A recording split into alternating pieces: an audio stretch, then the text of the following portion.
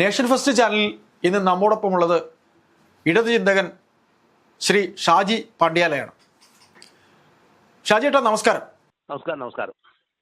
ഷാജിയേട്ടാ, ഇപ്പോൾ ഈ ഡീൽ വിവാദം നമ്മൾ പറഞ്ഞു കേൾക്കുകയാണ്. അപ്പോൾ ഈ സാധാരണയുള്ള ഈ രാഷ്ട്രീയം നമ്മൾ അറിയാവുന്ന പോലെ, അല്ലെങ്കിൽ രാഷ്ട്രീയം പറയുന്നവർ പറയുന്നത് ഈ മുന്നണികൾ രണ്ടുപേരും മുസ്ലിം വോട്ട് ലക്ഷ്യമാക്കിയിട്ടാണ് ഈ ഒരു വിദ്യ, ഈ പറയുന്ന ഡീൽ എന്ന വിദ്യ പറയുന്നത് എന്നാണ്. എന്നാൽ മറിച്ച് ഈ CPM-ൽ വിശിഷ്യ നമ്മുടെ മുഖ്യമന്ത്രി പിണറായി വിജയന് ഈ BJP-യുമായിട്ടുള്ള ഡീല് ഒരു സ്വാർത്ഥ താല്പര്യമാണ് എന്ന് നമുക്ക് പറയേണ്ടി വരില്ലേ? ആ സ്വാർത്ഥ താല്പര്യം മറയ്ക്കാനായി അദ്ദേഹം പാർട്ടി സെക്രട്ടറിയെ കൊണ്ട് ചിലത് പറയിക്കുന്നോ എന്നൊരു സംശയം ഉണ്ടാകുന്നുണ്ട്. നമുക്ക് എടുത്തു പറയേണ്ടത് മുഖ്യമന്ത്രി തന്നെയാണ് ഈ ഡീലിന്റെ മുഖ്യ സൂത്രധാരൻ എന്നല്ലേ? ഷാജിയേട്ടന് എന്താ തോന്നുന്നത്? തീർച്ചയായും അയാൾ തന്നെയാണ് ഇതിന്റെ സൂത്രധാരൻ. ഇതിനകത്ത് വന്നിരിക്കുന്നത് വളരെ വിചിത്രമായ സംഭവം എന്താണെന്ന് പറഞ്ഞാല്, MA ബേബി പാർട്ടിയുടെ അഖിലേന്ത്യാ സെക്രട്ടറിയായി.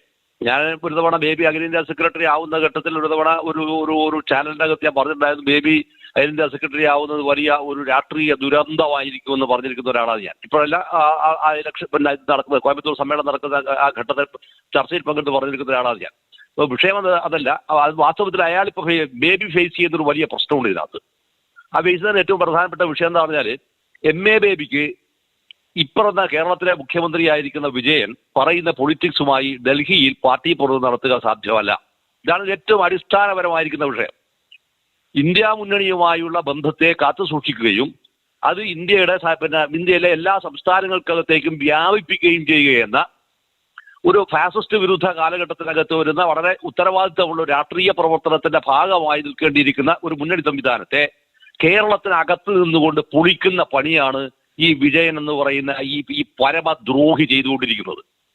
ഇതാണ് വാസ്തവത്തിന്റെ വിഷയം. അതുകൊണ്ടാണ് MA ബേബിക്ക് എന്ന് പറയേണ്ടി വരുന്നതെന്ന് പറഞ്ഞാൽ ഇത്തരം ഒരു സ്റ്റേറ്റ്മെന്റ് കൊടുക്കേണ്ടി വരുന്നത്. അത് വാസ്തവത്തിൽ എന്താ പറഞ്ഞാൽ, ഇതിലെ ഏറ്റവും വിചിത്രമായ സംഭവം എന്താ പറഞ്ഞാൽ, അദ്ദേഹം വാസ്തവത്തിൽ എന്താ പറഞ്ഞാൽ, ആർക്കാണ് MA ബേബി അവിടെ വോട്ട് ചെയ്യുക? ഇലക്ഷൻ നടക്കുകയാണെങ്കിൽ MA ബേബിക്ക് ഡൽഹിയിൽ വോട്ട് ഉണ്ടെങ്കിൽ ഈ വോട്ട് MA ബേബി ആർക്കാണ് ചെയ്യുക? പ്രാഥമികമായ ചോദ്യമാണ് ഞാൻ ചോദിക്കുന്നത്. ബേബിയുമായി ബന്ധമുള്ള പാർട്ടിക്കകത്തുണ്ടായിരിക്കുന്ന കേരള ഘടകത്തിന്റെ ആളുകളുണ്ടെങ്കിൽ അവർ ആർക്ക് വോട്ട് ചെയ്യും? ഈ ചോദ്യത്തിനാണ് വിജയൻ മറുപടി പറയേണ്ടത്. അല്ലാതെ ഞാൻ ഊരിപ്പിടിച്ച കത്തിയുടെ മുമ്പിലും ഈ പഴയ ബഡായി ആ ഭാഷയല്ല ഉപയോഗിച്ചത്. കണ്ണൂരിലെ പാർട്ടിക്കാർക്ക് എന്തറിയാമോ? ഇയാൾക്ക് എന്താണ് കണ്ണൂരിലെ പാർട്ടിക്കാർക്ക് അറിയാവുന്നത്? ബുച്ചറിങ് നടത്തിയിട്ട് നേതാവായിരിക്കുന്ന ഒരാളെന്നല്ലാതെ വേറെ എന്താണ് അറിയാവുക? അയാൾ വാസ്തവത്തിൽ ചെയ്തു വെക്കുന്നത് എന്താ പറഞ്ഞാൽ, കമ്മ്യൂണിസ്റ്റ് പാർട്ടി ഓഫ് ഇന്ത്യ മാർക്സിസ്റ്റിന്റെ പാർട്ടിയുടെ പൊളിറ്റിക്കൽ ലൈനെയാണ് അയാൾ തുരങ്കം വെച്ചത്. തുരങ്കം വെച്ചതിന്റെ ഫലം എന്താണെന്നറിയോ? പാർട്ടിക്ക് ദിശാബോധമില്ലാതായി, പാർട്ടിക്ക് ഐഡിയോളജി ഇല്ലാതായി. ദിശാബോധവും ഐഡിയോളജി നഷ്ടപ്പെടാനിടയാക്കിയ കാരണം എന്താ പറഞ്ഞാൽ, ഇയാൾ നടത്തിയിരിക്കുന്ന അതിമാരകമായിരിക്കുന്ന കറപ്ഷനുണ്ട്, അരുതായ്മകളുണ്ട്, പാർട്ടി വിരുദ്ധ പ്രവർത്തനങ്ങളുണ്ട്. ഈ വിരുദ്ധ പ്രവർത്തനങ്ങളെ മുഴുവൻ തന്നെ വളരെ കൃത്യമായി സൂക്ഷിക്കുന്ന ഒരു വലതുപക്ഷ രാഷ്ട്രീയമുണ്ട്. ആ വലതുപക്ഷ രാഷ്ട്രീയം BJP-യുടെ സെൻട്രൽ ഗവൺമെന്റ് രാഷ്ട്രീയമാണ്. ആ രാഷ്ട്രീയത്തിനകത്തുകൊണ്ട് വിജയൻ എന്ത് ചെയ്യുക? വിജയനെ അവരവിടെ പിടിക്കുകയാണ് ചെയ്തത്. അവർക്ക് വേണ്ടുന്ന എല്ലാ കാര്യങ്ങളും വളരെ ഭംഗിയായി വിജയൻ ഈ കേരളത്തിൽ ചെയ്തു കൊടുക്കുകയുമാണ്. ഈ ചെയ്തു കൊടുക്കുന്ന സംഭവത്തിന്റെ ആദ്യത്തെ ഒരു ഉദാഹരണമാണ്, ഏറ്റവും എന്താ പറയുക, ഭീകരമായ ഉദാഹരണമാണ് തൃശ്ശൂരിന്റെ പൂരം കലക്കൽ സംഭവം. ഈ പൂരം കലക്കൽ സംഭവം എന്ന് പറഞ്ഞാൽ നമ്മൾ കേവലമായ പൂരം കലക്കൽ സംഭവം അല്ലാതെ അതിന് വാസ്തവത്തിൽ അതിന്റെ മാർട്ടിയർ ആരാണ്? ആ പൂരം കലക്കൽ അതിന്റെ മാർട്ടിയറായി തീർന്നത് ഇന്ത്യൻ കമ്മ്യൂണിസ്റ്റ് പാർട്ടിയാണ്, CPI ആണ്. അതിനകത്തെ സാക്ഷികൾ ആരാണ് ശരിക്ക്? ഒന്ന് ഇന്ത്യൻ കമ്മ്യൂണിസ്റ്റ് പാർട്ടിയുടെ സംസ്ഥാന സെക്രട്ടറിയാണ്. രണ്ടാമത്തെ ആൾ ഒല്ലൂരിൽ നിന്ന് അന്നേരം ജയിച്ചിട്ട് മന്ത്രിയായിരുന്ന മിനിസ്റ്റർ K രാജനാണ്. ഇവർ രണ്ടുപേർക്കും അറിയാവുന്ന പരമമായ യാഥാർത്ഥ്യമാണ്. സുനിൽകുമാർ സ്ഥാനാർത്ഥിയായിരിക്കും, സുനിൽകുമാർ പുറത്തു നിൽക്കുകയും ചെയ്യുന്നുണ്ട്. അപ്പൊ ഈ ഒരു യാഥാർത്ഥ്യത്തിന്റെ തുടർച്ചയായിക്കൊണ്ടാണ് കേരള രാഷ്ട്രീയത്തിനകത്ത് വളരെ വ്യക്തമായി BJP-യുമായി അല്ലെങ്കിൽ സംഘപരിവാറുമായി വളരെ കൃത്യമായിരിക്കുന്ന ധാരണകൾ ഉണ്ടാക്കാൻ ഈ വിജയൻ ശ്രമിക്കുന്നത്. അത് മുഴുവൻ അഴിമതിയുമായി ബന്ധപ്പെട്ടതാണ്, അത് മുഴുവൻ തന്നെ ദുരധികാരവുമായി ബന്ധപ്പെട്ടതാണ്. ഇതിൽ ഏറ്റവും പ്രധാനപ്പെട്ടിരിക്കുന്ന രണ്ട് ഉദാഹരണങ്ങൾ. ഒന്ന്, ലോക്നാഥ് ബെഹ്റ എന്തുകൊണ്ടാണ് ഇദ്ദേഹം മാറ്റാതെ ഇതേ മുഖ്യമന്ത്രിയാക്കി അദ്ദേഹം തുടരാൻ അനുഭവിച്ചത്? എന്തുകൊണ്ടാണ്? ഒരു രാഷ്ട്രീയ ചോദ്യമാണത്. രണ്ടാമത് ആരാണ് വരുന്നത്? രവാഡ ചന്ദ്രശേഖർ വരുന്നു. ഈ രണ്ട് ഘട്ടത്തിലും ഇയാളത് സ്വീകരിക്കുന്നതിന്റെ വിഷയം എന്താണ്? വളരെ കൃത്യമായിരിക്കുന്ന രാഷ്ട്രീയ ബന്ധങ്ങളുടെ, സംഘപരിവാറുമായുള്ള രാഷ്ട്രീയ ബന്ധത്തിന്റെ അടിയാധാരമാണത്. നമ്മൾ തിരിച്ചറിയേണ്ട വിഷയം എന്താണെന്ന് പറഞ്ഞാൽ, ഡൽഹിയിലുള്ള ഇന്ത്യൻ പ്രധാനമന്ത്രി നരേന്ദ്രമോദിയുടെ കേരളത്തിന്റെ പ്രതിനിധിയാരാ? യഥാർത്ഥ പ്രതിപുരുഷനാരാ? നേരത്തെ അത് ഉണ്ടായിരുന്നത് ലോക്നാഥ് ബെഹ്റയാണ്. ഇപ്പോൾ ആരാണത്? ഇപ്പോൾ അത് രവാഡ ചന്ദ്രശേഖരാണ്. ഈ രവാണ ചന്ദ്രശേഖരനെ ഉപയോഗിച്ചുകൊണ്ട് വിജയൻ എന്ന് പറയുന്ന ഈ പരമദ്രോഹി സാമൂഹ്യ വിരുദ്ധൻ ചെയ്തിരിക്കുന്ന ഏറ്റവും പ്രധാനപ്പെട്ട പ്രവൃത്തി എന്താണ്? ഒന്നെന്താണ് PMCയുടെ പദ്ധതിയിലേക്ക് ഞാൻ വരാം. അതിനേക്കാൾ ഏറ്റവും പ്രധാനപ്പെട്ടിരിക്കുന്ന വിഷയം ചെയ്തത് എന്താണ്? അലനെയും താഹയെയും രണ്ട് കുട്ടികളെ ഇവരെന്ത് ചെയ്ത് നക്സലൈറ്റ് ആണെന്ന് പറഞ്ഞ് ആക്ഷേപിച്ചിട്ട് ചായ കുടിക്കാൻ പോയാൽ അതുകൊണ്ട് പിടിച്ച് ജയിലിലിടാൻ ഉത്തരവിട്ട മുഖ്യമന്ത്രിയാണ് ഇവൻ ആലോചിക്കേണ്ട വിഷയമുണ്ട്. 1969 ബ്രണ്ണൻ കോളേജിൽ ഇവൻ പഠിച്ചിട്ട് വലിയ പടായി വിടുത്തിട്ടുണ്ട്. ബ്രണ്ണൻ കോളേജ്, ആ ബ്രണ്ണൻ കോളേജിനകത്തെ 4 വിദ്യാർത്ഥികളാണ് ഇന്ത്യയുടെ രാഷ്ട്രീയ ചരിത്രത്തിൽ ആദ്യമായി ഒരു കോളേജിനകത്ത് 4 വിദ്യാർത്ഥികൾ തലശ്ശേരി പോലീസ് സ്റ്റേഷൻ ആക്രമണത്തിൽ പങ്കെടുത്തു. 1969 തലശ്ശേരി പഴയ പോലീസ് സ്റ്റേഷൻ ആക്രമണത്തിൽ പങ്കെടുത്തതിൽപ്പെട്ടിരിക്കുന്ന പിന്നെ രണ്ടുപേർ. അത് ഒന്ന് എന്റെ ഗുരുനാഥനും കൂടിയായിരിക്കുന്ന ചൂരൈചന്ദ്രൻ മാസ്റ്റർ, രണ്ടാമത് അണ്ടനൂരിൽ ഇപ്പോഴും താമസിക്കുന്ന ഡോക്ടർ ഇ ബാലകൃഷ്ണൻ, മാർസണിൽ ഡോക്ടറേറ്റ് എടുക്കുന്ന ഡോക്ടർ ഇ ബാലകൃഷ്ണൻ. ഈ രണ്ടുപേരുമായിട്ട് വളരെ വ്യക്തിപരമായ ബന്ധമുള്ള ആളാണ് ഞാൻ. അവരുൾപ്പെടെയുള്ള ആളുകളെ 1969 പോലീസ് കേസ് രജിസ്റ്റർ ചെയ്യാൻ പാടില്ല ഇന്ത്യൻ കമ്മ്യൂണിസ്റ്റ് പാർട്ടി പോലും പറഞ്ഞു. അന്ന് തലശ്ശേരിയിൽ ഉണ്ടാക്കിയിരിക്കുന്ന വിദ്യാർത്ഥികളെ സംരക്ഷിക്കാൻ ഡിഫൻസ് കമ്മിറ്റിയുണ്ട്. ആ ഡിഫൻസ് കമ്മിറ്റിയുടെ ചെയർമാനായിരുന്നു എന്റെ മൂത്തച്ഛൻ ഭീമൻ കൃഷ്ണൻ, മരിച്ചുപോയി പി കൃഷ്ണൻ എന്ന പേരിൽ അറിയപ്പെടുന്ന ഭീമൻ കൃഷ്ണൻ. ഈ ഭീമൻ കൃഷ്ണനാണ് അന്നത്തെ ഈ ഡിഫൻസ് കമ്മിറ്റിയുടെ ചെയർമാനായി പണിയെടുത്തത്. എന്തേ അങ്ങനെ തീരുമാനിക്കാനുള്ള കാരണം? വിദ്യാർത്ഥികളുടെ വിഷയത്തിനകത്ത് ഒരു കമ്മ്യൂണിസ്റ്റ് പാർട്ടി ഉത്തരവാദിത്ത ബോധത്തോടെ പെരുമാറണമെന്നാണ്. എന്നാൽ ഈ പരമദ്രോഹിയായിരിക്കുന്ന വിജയൻ ചെയ്തതെന്താ? അലനെയും താഹയെയും അതിനകത്ത് പ്രതികളാക്കി ചേർക്കാൻ ബോധപൂർവ്വം കരുക്കൾ നിൽക്കുക. ആർക്കു വേണ്ടി? കേരളത്തിന്റെ ചരിത്രത്തിൽ ഈ വർഗീസ് കൊല്ലപ്പെട്ടതിന് ശേഷം പിന്നീട് നറാടിയായി കൊല്ലപ്പെടുന്നത് ആരെയാണ്? കുപ്പു ദേവരാജനും അജിതയുമാണ് കൊല്ലപ്പെടുന്നത്. ആർക്ക് വേണ്ടിയാണ് ഇവർ രണ്ടുപേരും ഗൺ ഡൗൺ ചെയ്തത്? ആർക്ക് വേണ്ടിയാണ്?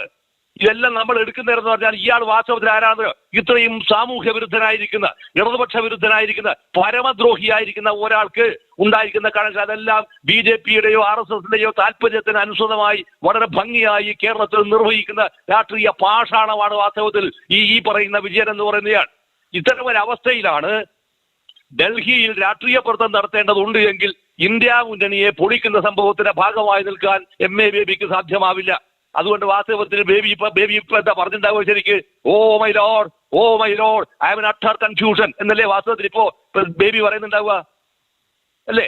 ദൈവമേ എന്നല്ലേ ഇപ്പൊ വിളിക്കുന്നുണ്ടാവുക സംഭവം. ഇപ്പൊ ഇങ്ങനെ വിളിക്കാൻ മാത്രമുള്ള അവസ്ഥയിലേക്ക് അട്ടർ കൺഫ്യൂഷനിലായി ബേബിയെ കൊണ്ടുവന്നെത്തിച്ചിട്ട് ഇവിടെ വന്നിട്ട് എന്ത് പറയാന്ന്? 2 വോട്ട് 4 വോട്ട് ആരോടോ ഈ പണിയെടുത്തത് ഇവിടെ കേരളത്തിനകത്ത്? എന്താണ് വിജയൻ വെക്കുന്ന പൊളിറ്റിക്കൽ ലൈൻ? എന്താണ് പൊളിറ്റിക്കൽ ലൈൻ? ഇന്ത്യയിൽ CPIM കേരള ഘടകം എടുക്കുന്ന പൊളിറ്റിക്കൽ ലൈൻ വെച്ചുകൊണ്ട് BJPക്കെതിരെ എന്ത് മുന്നണിയാണ് പ്ലാൻ ചെയ്യാൻ പോകുന്നത്? ഇവിടെ ആർക്ക് എന്ത് മുന്നണിയാണ് പ്ലാൻ ചെയ്യാൻ പോകുന്നത്? ഈ പ്ലാൻ ചെയ്യാൻ പോകുന്നതിന്റെ അതിന്റെ വേറൊരു വിചിത്രമായ സംഭവം അറിയുന്നത്. ഇതിന്റെ ഭാഗമായി തന്നെയാണ് ഇയാൾ ആക്ഷേപിച്ചത്. ആരെയാണ് ആക്ഷേപിച്ചത്?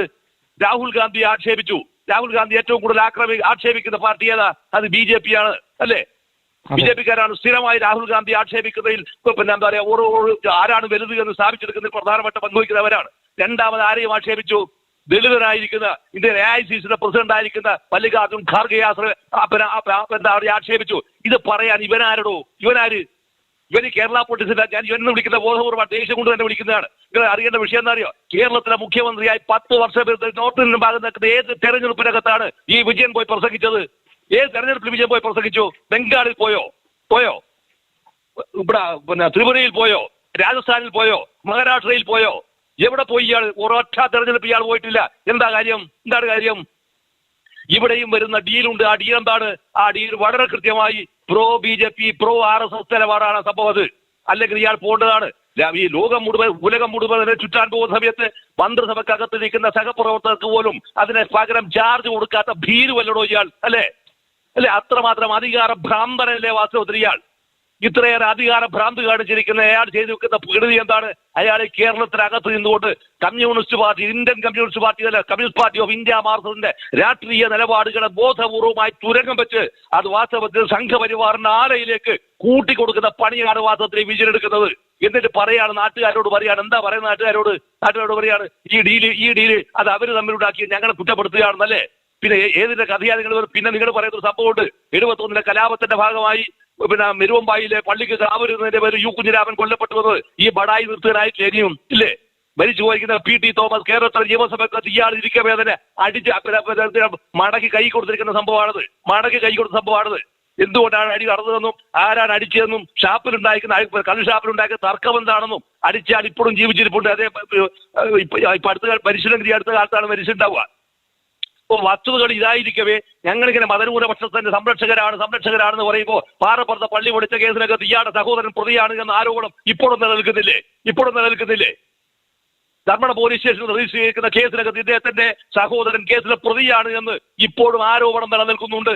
ഈ നിലനിൽക്കുന്ന സംഭവത്തെ മറികടക്കാനാണെന്ന് ചെയ്തെന്ന് പറയുന്നത് തെരഞ്ഞെടുപ്പിന്റെ ഭാഗമായി പാറപ്പുറത്തുണ്ടായിരിക്കുന്ന മുസ്ലിം ഗ്രൂപ്പിന്റെ അവിടെ ഉണ്ടായിരിക്കുന്ന ഉസ്താദുമാരെ കൂട്ടിക്കൊണ്ടുപോയിട്ട് എന്ത് ചെയ്യുന്നു പറഞ്ഞാൽ ഇയാൾക്ക് ഒരു മൊമെന്റോ കൊടുത്തു. എന്തിന് പള്ളിക്ക് ഏത് പള്ളിക്ക് ആവരുന്ന് ഇയാൾ ചരിത്രത്തിൽ ഉടനീളം തന്നെ വഞ്ചനയുടെയും ചാവിയുടെയും കഥ പറഞ്ഞ് നടത്തിയിരിക്കുന്ന ഒരാൾ നടത്തുന്ന അവസാനത്തെ നാടകമാണ് ഈ സംഭവം. ഇതുവഴി ഇയാൾ ചെയ്തു വെച്ചിരിക്കുന്ന പണി എന്താണെന്നറിയോ? AICCയുടെ പ്രസിഡന്റ് അയക്കുന്ന മല്ലികാർജുൻ ഖാർഗെയെ പോലും ആക്ഷേപിക്കുന്ന സംഭവത്തിനകത്ത് വന്നപ്പോൾ അതിനുണ്ടായിരിക്കുന്ന പൊളിറ്റിക്സ് ഉണ്ട്. ആ പൊളിറ്റിക്സ് എന്താണ്? വളരെ കൃത്യമായി ദളിതനെ ആക്ഷേപിക്കുന്ന ബ്രാഹ്മണ്യത്തിന്റെ രാഷ്ട്രീയത്തിന് ഈ കേരളത്തിലെ മുഖ്യമന്ത്രി communist party of India party politburo member ഇവരവിടെ ഇരിക്കാൻ യോഗ്യനാണെന്ന് രണ്ടാമത്തെ വിഷയം. പക്ഷേ ഇപ്പൊ അവിടെയാണല്ലോ ഇരിക്കുന്നത്. പോളിറ്റ് ബ്യൂറോ മെമ്പർ പോലും ഈ ദളിതനെ ആക്ഷേപിക്കുന്ന രാഷ്ട്രീയത്തിന് കൂട്ടുനിൽക്കുന്ന അവസ്ഥയിലേക്ക് വന്നു എന്ന് പറഞ്ഞാൽ രാജിവെച്ചൊഴിയണോ പാർട്ടിക്കാർ? രാജിവെച്ചൊഴിയണം. ഇത്ര മ്ലേച്ഛമായ രീതിയിൽ ഇടപെടുമ്പോഴാണ് അതിന് മൂപ്പർ ചോദിക്കുകയാണ് കേരളത്തിലെ പൗരാവരോട് പത്രക്കാരൻ ചോദിക്കുക, അരിയാഹാരം കഴിക്കുന്നവർക്ക് ഇത് മനസ്സിലാവില്ലേ എന്ന്. തിരിച്ചു ചോദിക്കേണ്ട ചോദ്യം ഏതാണോ? ഇയാൾ അരിയാഹാരമാണോ കഴിക്കുന്നത് എന്ന് തിരിച്ച് ഇയാളോട് ചോദിക്കേണ്ട ചോദ്യമാണത്. ഇയാൾ കഴിക്കുന്ന അരിയാഹാരം തന്നെയാണോ എന്ന് അതിനർത്ഥം മനസ്സിലാവുമല്ലോ. അത് അപ്പൊ ചരിത്രത്തിൽ എന്താണെന്ന് പറഞ്ഞാൽ ഏറ്റവും വൃത്തികെട്ട രീതിയിൽ കാര്യങ്ങൾ ചെയ്യുന്നതിലൂടെ സംഭവിക്കുന്ന ഒരു വലിയ അപകടം എന്ന് പറയുന്നത് ഇടതുപക്ഷ രാഷ്ട്രീയത്തിന്റെ, അതായത് ഫാസിസ്റ്റ് വിരുദ്ധ ഇടതുപക്ഷ രാഷ്ട്രീയത്തിന്റെ മൂലബോധപൂർവ്വം ഒടിക്കുന്നതിന് വേണ്ടി കൊണ്ടുവന്നിരിക്കുന്ന ഒരു നിലപാട് തറയെ ന്യായീകരിക്കാൻ അയാൾ നടന്ന വിദ്യ എന്ന് പറയുന്നത് വാസ്തവത്തിൽ ഇടതുപക്ഷ രാഷ്ട്രീയമുള്ള ആളുകളെ പോലും ഫാസിസ്റ്റ് രാഷ്ട്രീയത്തിനെയോ അതിന്റെ അനുഭാവികളും ആക്കി തീർക്കാനുള്ള ബോധപൂർവമായ രാഷ്ട്രീയ പ്രവർത്തനത്തിന്റെ ഭാഗമാണത്. ഇത് ആരംഭിച്ചത് വളരെ സംഘടിതമായി ബോധപൂർവമായിട്ട് ആരംഭിച്ച സ്ഥലമാണ് ഈ പൂരങ്കലക്കൽ. അതുകൊണ്ടാണ് ഞാൻ പൂരങ്കലക്കൽ ഇന്ത്യൻ കമ്മ്യൂണിസ്റ്റ് പാർട്ടിയല്ലേ അതിനകത്ത് ബലിയാടായത്, രക്തസാക്ഷിയായത് അവരല്ലേ? അല്ലേ? ബിനോയ് വിശ്വം മറുപടി പറയേണ്ട സംഭവമല്ലേ അതിനകത്ത്? ബിനോയ് വിശ്വം പറയട്ടെ. ഇതിനകത്ത് വളരെ കൃത്യമായിരിക്കുന്ന ഐ വിറ്റ്നസ് ഉണ്ടതിന്. ഈ ഐ വിറ്റ്നസ് എന്ന് പറയുന്ന സാക്ഷികൾ ആരാണ്? ആ സാക്ഷിയാണ് ഞാൻ പറഞ്ഞത്. ഒന്ന് ബിനോയ് വിശ്വമാണ്, രണ്ടാമത്തത് റവന്യൂ വകുപ്പ് മന്ത്രി കെ രാജനാണ് അതിൽ ഐ വിറ്റ്നസ്. അതിന് ചുണ്ടപ്പോക്കാണ് ചെയ്തത്. അല്ലെങ്കിൽ വേണമെങ്കിൽ വിജയന്റെ ഭാഷയിലാണെങ്കിൽ അതൊരു ഡിജിറ്റൽ ഒപ്പാണ്, അത് കൂട്ടിക്കോ.